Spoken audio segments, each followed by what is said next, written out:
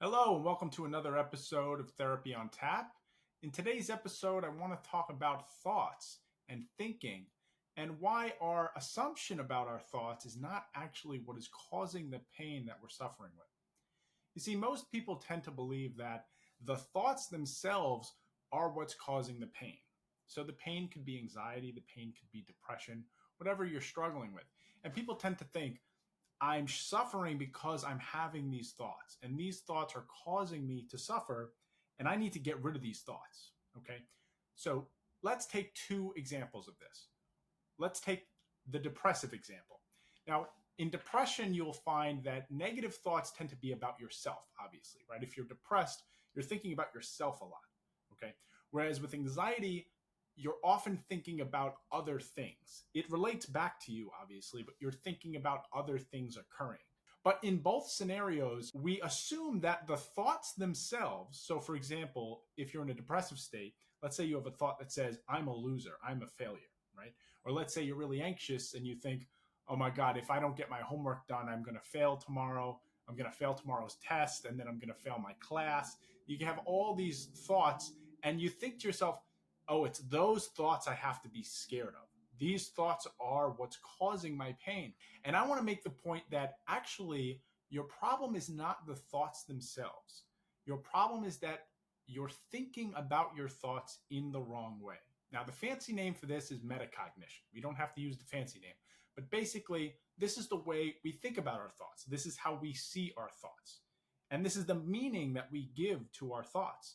And depending on how much meaning you give to your thoughts is going to dictate how you feel about them and what you're going to do about them. So let's take someone who has a very classic case of obsessive-compulsive disorder, right? And let's say one of their obsessions is they don't want to harm people. They're really worried about harming people, right? So they're driving down the road, they start to drive, and for whatever reason, a thought crosses their mind that says, oh man, what if I just turned like this, very slightly to the right, and ran over those three people on the sidewalk? And then they panic, and then they start to obsess. Oh my God, how could I think about that? What does that mean about me that I would even think about something so violent? And the fact that I thought about it, does that mean that it's more likely to happen? They start giving so much meaning to what really could just be an innocuous thought. And the reality is that people with anxiety disorders often assume that other people just never have these thoughts. They never think about this stuff. And that's not true, right? Most people will have disturbing thoughts from time to time. It is the power that they give the thought that determines how stressful that thought is to them, right?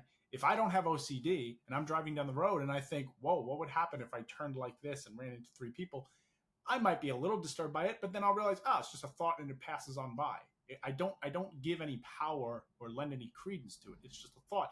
I also don't make it personal. I don't start to think, oh my God, I'm this violent, horrible person. I just had a thought. So I think the first question we have to ask is, well, what are thoughts? What are they? Where do they come from? There's a great quote that I love. It's escaping me exactly who said it. I think it might have been Sam Harris, the neuroscientist / philosopher Sam Harris. You may have heard about him. He's been pretty popular on YouTube. And he made the statement, you can't think a thought before you think it. And I love that quote because it's so true. You can't think a thought before it emerges. See, we tend to think that we're the authors of our own thoughts.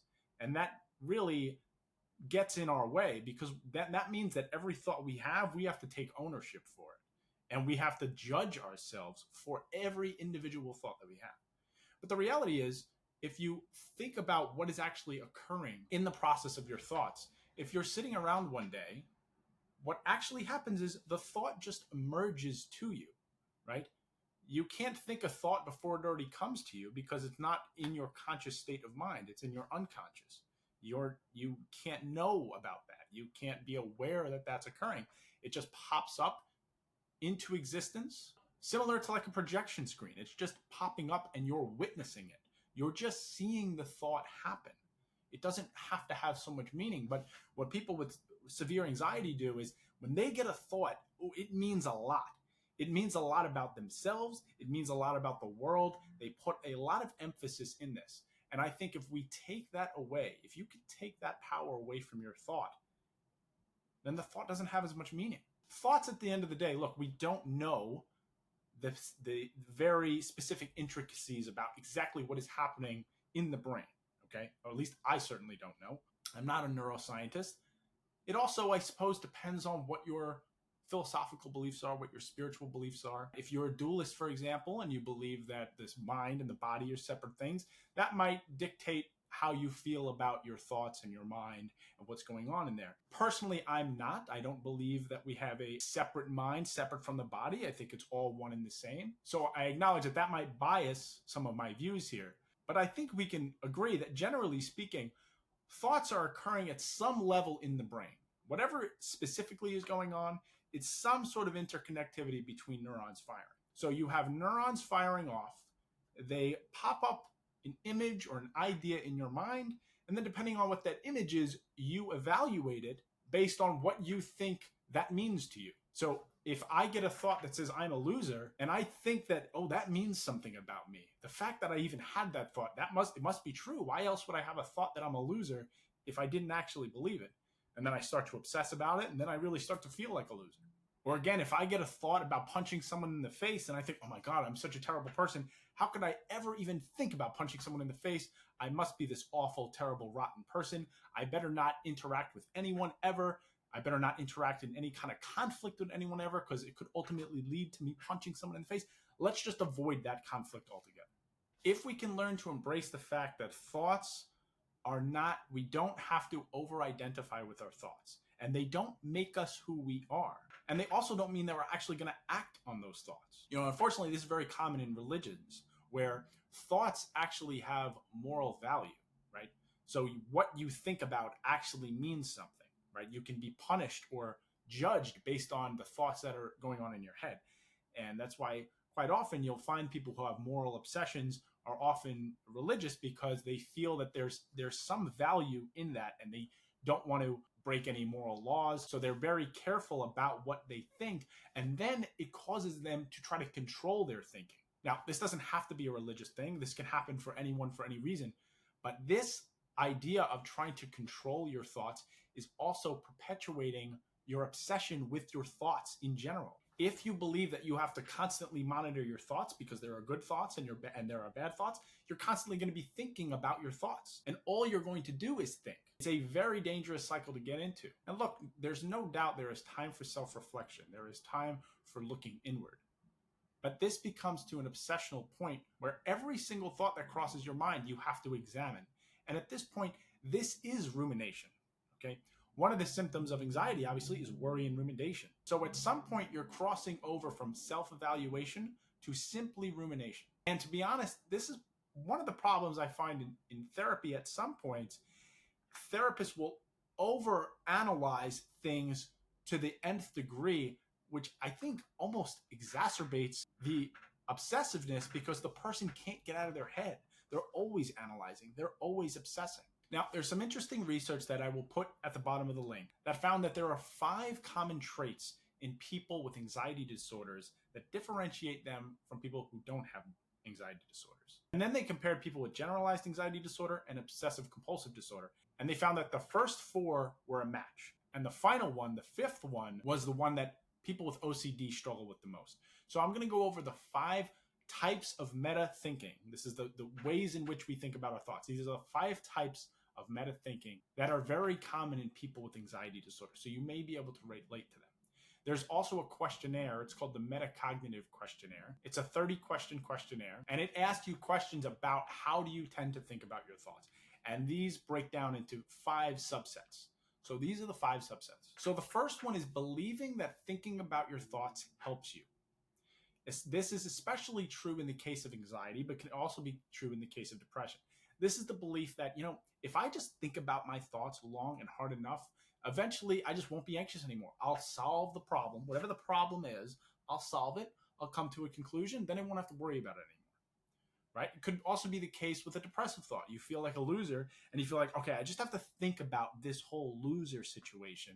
Think about it enough and maybe I'll come to a solution, come to a conclusion that I'm, in fact, not a loser. This actually is perpetuating the rumination because now you believe there's some utility in ruminating. So you're going to do it more. And again, it's sort of assumed that There's meaning in thoughts. It's worth investigating all these thoughts all the time. And this is actually, again, causing a lot of the rumination. The second subset is believing that controlling your thoughts is important. That if you don't control your thoughts, something really bad is going to happen.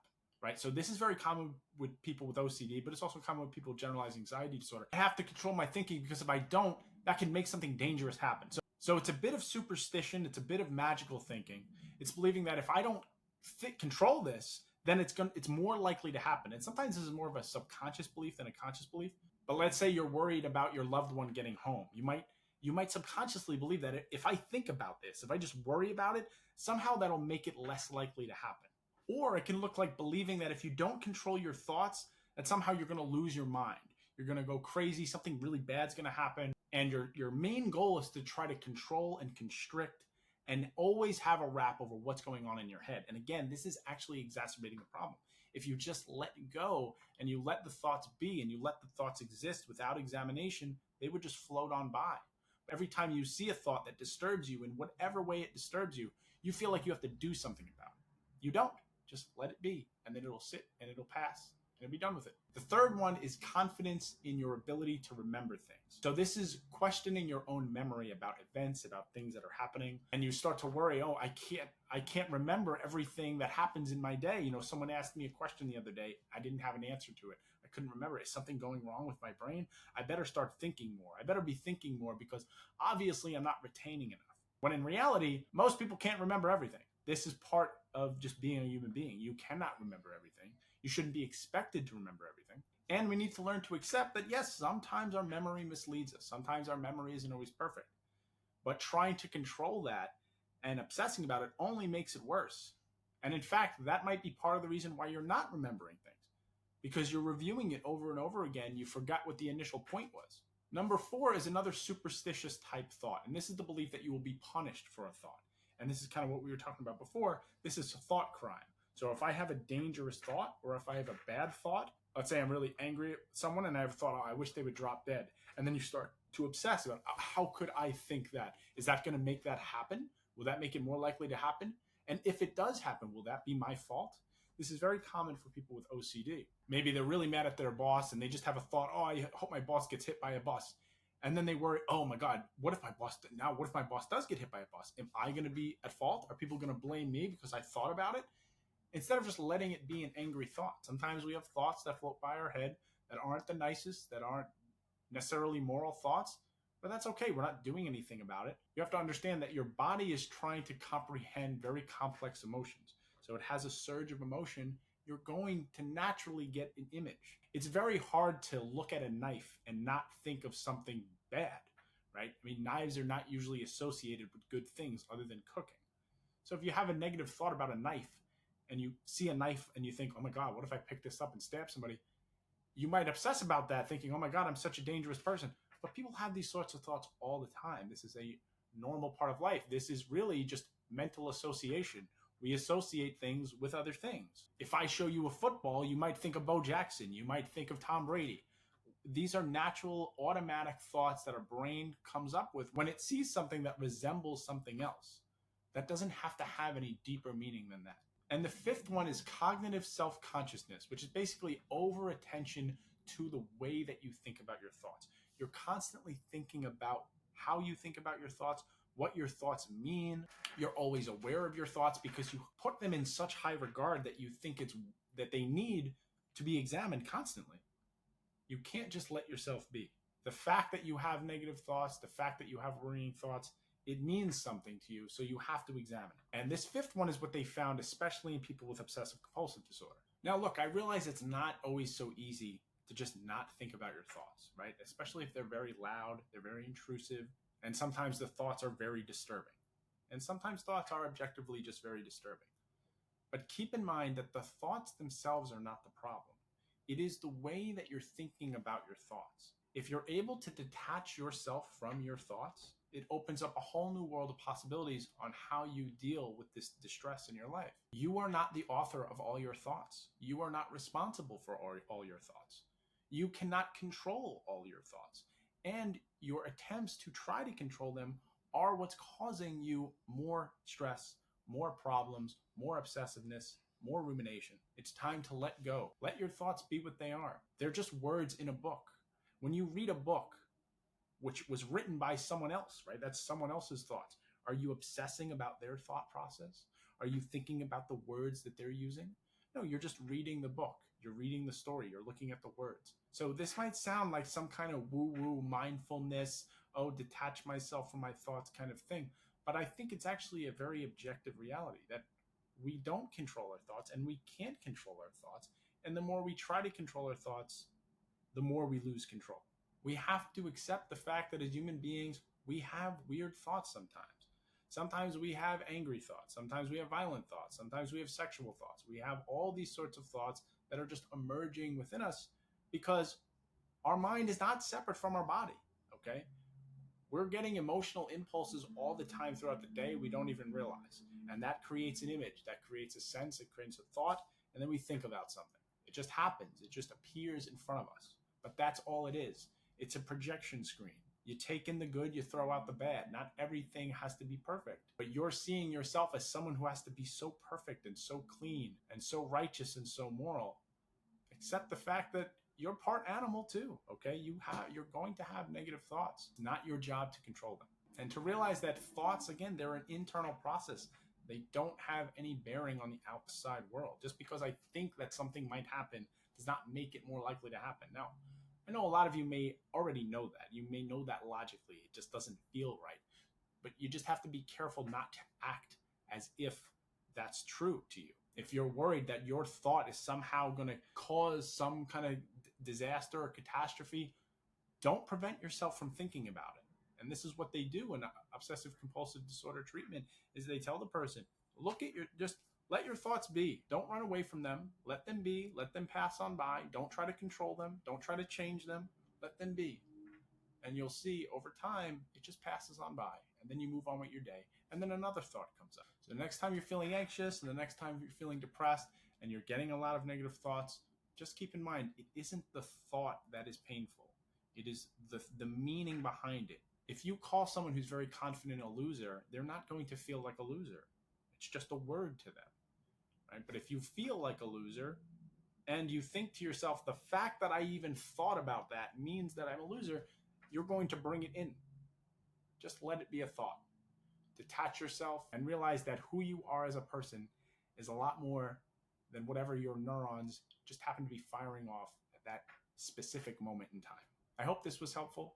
Please let me know if there's anything else you'd like me to cover, and I'll see you soon.